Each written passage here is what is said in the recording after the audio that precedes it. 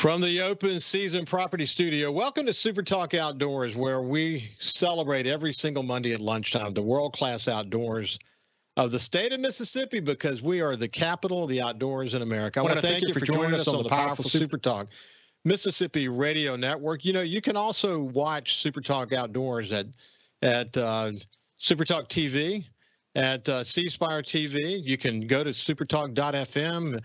Amazon Alexa, you can go to the SuperTalk Mississippi app. Of course, you know, the reality is we're there wherever, however you want to watch or listen to us. You can go to your favorite podcast or your favorite social media platform. We really appreciate you listening and engaging. The feedback on the show has been absolutely incredible, and we really appreciate you. Today it's May 27th. 2024. You know, there's a theme for SuperTalk Outdoors. It's that we want to be the voice of Mississippi outdoors. It's to focus on outdoors leadership, because leadership is so important in this state. We're the capital of the outdoors, and we really want to stay that way. We're very, very, very lucky to live here. God has gifted us with some of the best fishing and hunting and outdoors adventures in the world here in Mississippi. You know, the outdoors may be the one thing in Mississippi that transcends all the political beliefs. It connects us.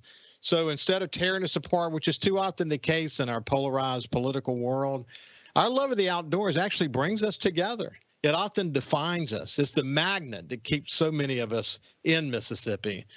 When you look closely at our wildlife legacy, which is to say, you know, the lasting effects of our actions in the outdoors, and the responsibility that we all have to protect and preserve it for future generations.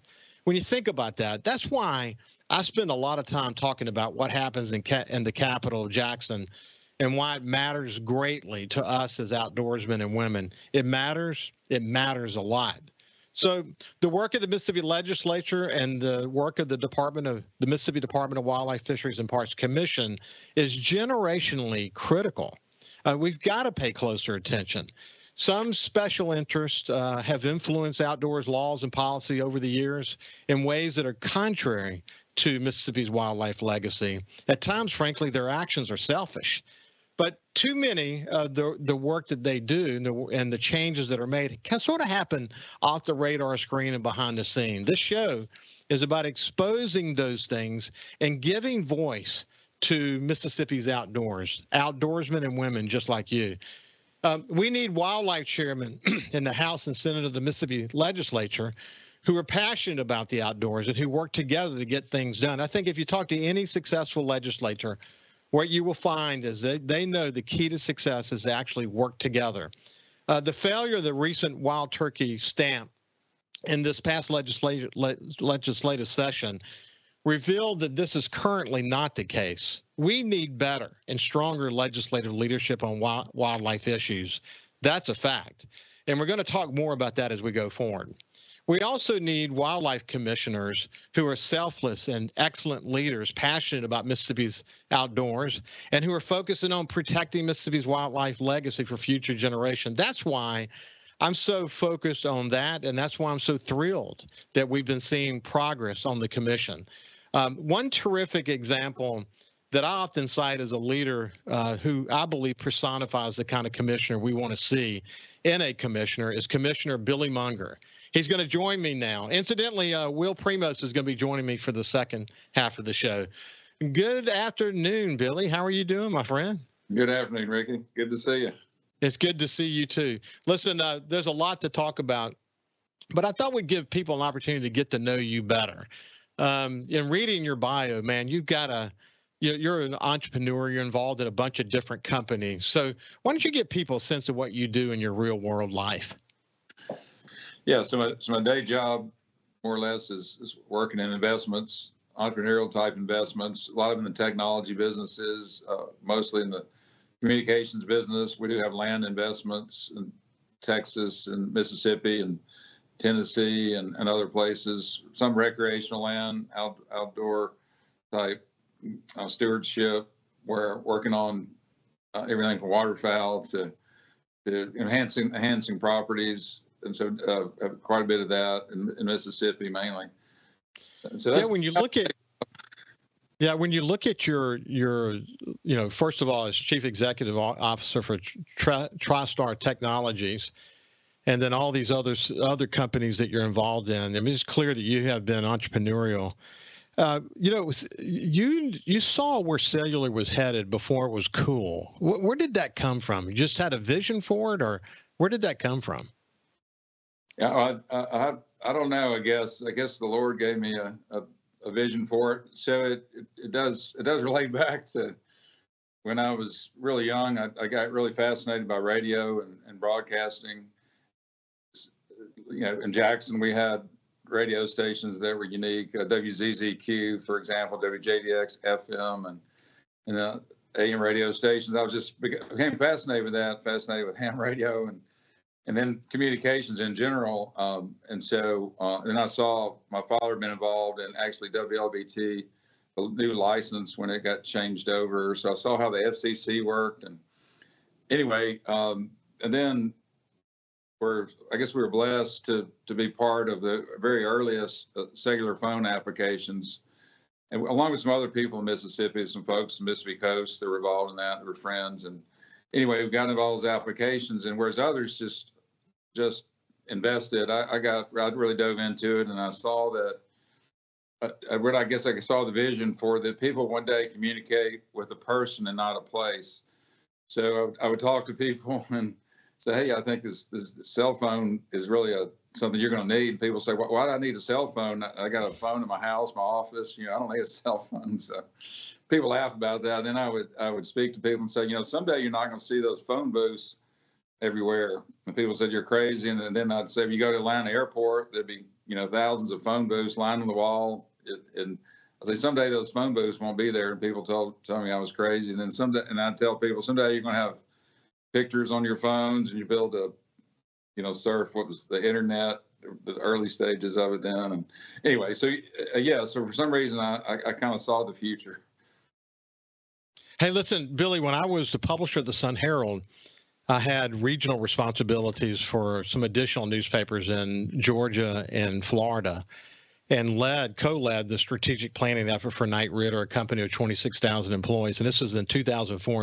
In fact, the final report out for that strategic planning effort was the week that Katrina hit coastal Mississippi. So I'd been engaged in this year-long process, and then was engaged in the recovery effort after Hurricane Katrina. But I look back at the report that we wrote in 2004, and we said then that if we can figure out how to get enormous amount of data through these pipes, what we figured out today, that everything about our lives is going to change dramatically. And it's interesting. I was in 2004.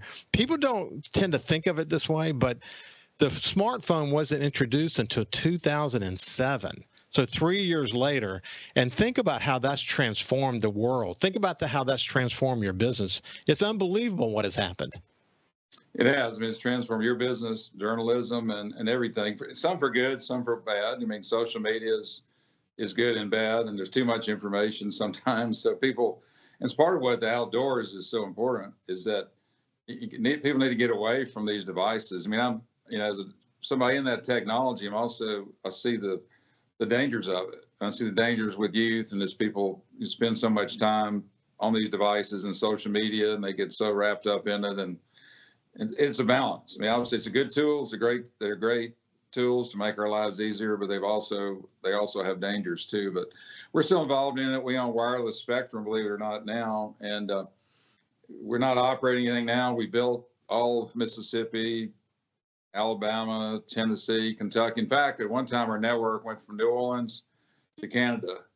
We built 14 states, Puerto Rico, U.S. Virgin Islands, thousands of cell sites, hundreds of stores. Network it all together. You could drive from New Orleans to Canada, pretty much be on our network. That's been sold to other bigger companies now, like AT&T and others. What an amazing level of success. What an amazing level of vision. When we come back on the other side, we're going to continue our conversation with Commissioner Billy Mounger, find out where his love of the outdoors came from. He was really being innovative in the outdoors arena long before he became a commissioner. We'll continue that conversation after this break. Welcome back to Super Talk Outdoors from the Open Season Property Studio. In fact, Will Primos will be joining us in the next segment. Listen, Open Season Properties is a full-service real estate company with a team approach philosophy that ensures your needs are the highest priority, whether it's rural land sales, residential, or commercial properties. Open Season Properties markets and sells real estate in Mississippi, Louisiana, Arkansas, Tennessee, Alabama, and Georgia, and they're dedicated to the development of long-term client relationships and unwavering commitment to service. Go to openseasonproperties.com to learn more. You will be glad you did. I'm telling you, these are great guys. Okay, coming back to Billy Mounger, Commissioner Billy Mounger. You heard in the first segment how he found success with his vision for cellular and wireless and all of his entrepreneurial activities. That it would take several shows to break it all down and to get into the details of what he's involved in. But what I've learned about Billy, that people say that he is a very detail conscious guy, that if he brings a business proposal to you that he's done the P&L on and the projections on, don't even ask any questions. Just say yes if you get the opportunity. So that's a really great thing to say about someone. It means he's a responsible business entrepreneur and someone who knows about crossing T's and dotting I's. So Billy, I want to make sure in this segment we get to this point that you were engaged in ways to improve waterfowl and other things long before you became a commissioner. But before we do that, where did your love of the outdoors come from? Because it's really in your DNA.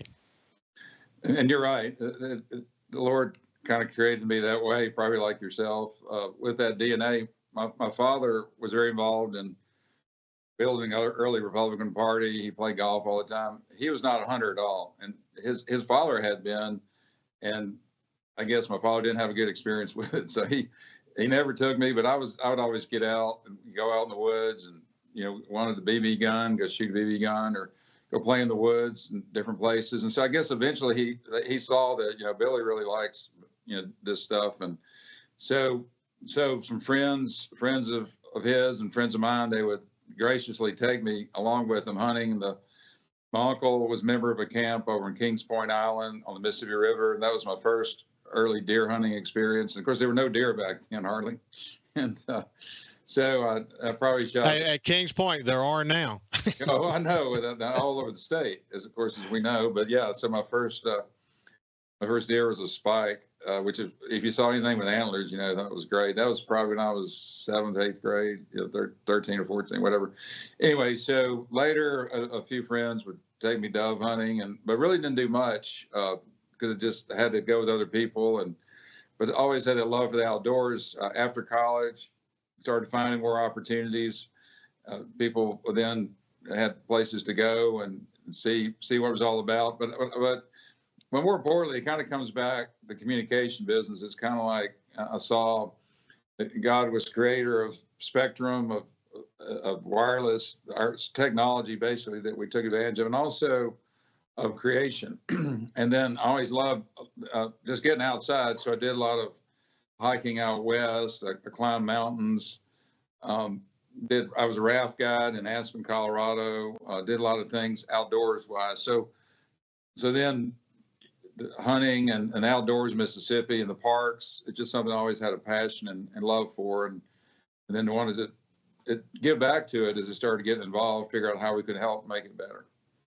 Well, along the way, again, before you became a commissioner, the notion of enhancing waterfowl, basically, how do we attract more waterfowl to Mississippi by focusing on the landscape? You were really committed to that, weren't you? Yeah. So some friends around that had places in the Delta introduced me to duck hunting, and then as I dug into that, I became fascinated by how these waterfowl migrate, thousands of miles every year. Some from way north in Canada, some from the prairie pothole region of North South Dakota, Minnesota, and the U.S., the places like that. But the fact they would come here every year, and then so became fascinated with that, dug banding and see where the band returns came from. And then also realized that from a public hunting perspective, that there are other states that were doing things really well. And as I tried to support our Department of Wildlife, I wasn't a commissioner, I had nothing except a private citizen trying to support, what we're doing in our state. And one thing what I did was I saw what Missouri was doing. Missouri has continuous funding for like our stewardship program. They have 1/8 of 1%, I believe that's correct, of their sales tax. So they've had good funding. So they've been able to make wildlife management areas what they planted, and they would have draw hunts for people. So what I offered to our staff here at Department of Wildlife, Fisheries, and Parks, again, I wasn't part of it or commissioner or anything, and to fly with some of the commissioners and the director at the time, Sam Polis, to take them up to Missouri and really learn what Missouri's doing. So we did that, flew to Jefferson City, met with all their staff. They were gracious. They showed us all their wildlife management areas, and it's quite amazing what they do. I mean, you go up there. I went last year hunting in Missouri, and I saw it on one called Grand Pass, and I think they winter 350,000 mallards to 500,000 mallards there. So it's what they did, that model we're able to take to Mississippi, and then their wildlife management areas, the department then created these draw hunts in places like Howard Miller and Mahana and others, which have been a great success for people that want to have a real quality experience, don't have to fight, for a boat ramp site, and race to a location and be crowded. So that was the concept. And so it's worked well here in Mississippi also. I'm so glad the public land, which is, we have so much beautiful public land, and it's such a great thing. And we like the Phil Bryant and the Mahana, I mean, that they have all kind of hunting there, and then flooded timber as well as the planted areas. That's just a great example of it. Well, it's exciting to be part of helping to plant seeds about how to enhance the opportunities in Mississippi to keep us the capital of the outdoors. I love my conversations with Houston Havens talking about the duck program and the way we're focused and what we're doing on public land in Mississippi around duck. It's very impressive. And they can always get better. So any ideas people have, we definitely want to keep continuously improving it. Getting feedback, making it better. So hopefully, be a lot more planning, more quality of crops, quality of habitat, quality of places to hunt. So we want to keep doing that. We just need the weather to cooperate for the migration. But hey, Billy. So you've heard this, but I've often used you as an example as sort of the quintessential commissioner, someone who's independent, someone who does his homework, someone who cares deeply about Mississippi's wildlife legacy. And first, I want to congratulate you on being what I would refer to as kind of a best practice, someone who is deeply committed and selfless. I appreciate that because it gives me someone I can hold up as an example for others. As we're reaching a moment where we're going to have a new commissioner appointed by the governor in June. We may have another one in July because Costra's term ends in June. It's a real opportunity for everyone to focus on what are we looking for in a commissioner. And I want to thank you for providing the kind of leadership and guidance that gives us sort of that poster child of a good commissioner. You may not see it that way, but I tell you, I do from where I'm sitting, and I want to thank you for that. You're passionate about what you do, though, aren't you? I am, and of course I'm imperfect. I make mistakes, but I will say my passion is just to do what's best for the state, and I want to listen to all sides and make sure that even if it's something that maybe I'm not, into or know about, I want to appreciate what those people do. Whether it's different kinds of hunting or opportunities, and so we want to create the best that we can for the state. And what I also try to do, and I've been to a lot of other states and looking at what the best practices around the country, even the world too. I've been to other places, Africa, New Zealand, and see what they do there and how they're doing those things. And so as long as we're trying to do our best to make it better, if there are things that don't work, change those. Don't be so stuck that we aren't willing to change. And so that's what I try to do is not to have an agenda, to listen, to do what's best. And obviously we'll make mistakes as well. So hey, what's interesting, when I talk with people like Ramsey Russell, and Will be joining me here in just a second, But any of these sort of ambassadors for Mississippi that have had the opportunity to travel, not just around America, but around the world, they come back to Mississippi and they talk about how unique Mississippi is, how special Mississippi is, how fortunate we are to have the capital of the outdoors in America right here. And I appreciate the role that you're playing. You bring that same perspective. I wish we had taken and set aside a whole show to spend time with you, but we're going to get you back and talk more. But I've accomplished what I wanted to accomplish in this conversation, just to sort of introduce you to the audience. Well, I appreciate it. Great to spend time with you. Speaking of Ramsey Russell, this picture was taken with Ramsey Russell. This is my dog Bodie that died this year, just at the end of duck season. He died. So that was a hunt with Ramsey, and there was one little bit of daylight that came out, and Bodie retrieved a mallard and got that picture. So that's a great Ramsey. I really enjoy my time with him. Listen, this has been Billy Mounger. When we come back, we'll have Will Primus. We'll see you after this.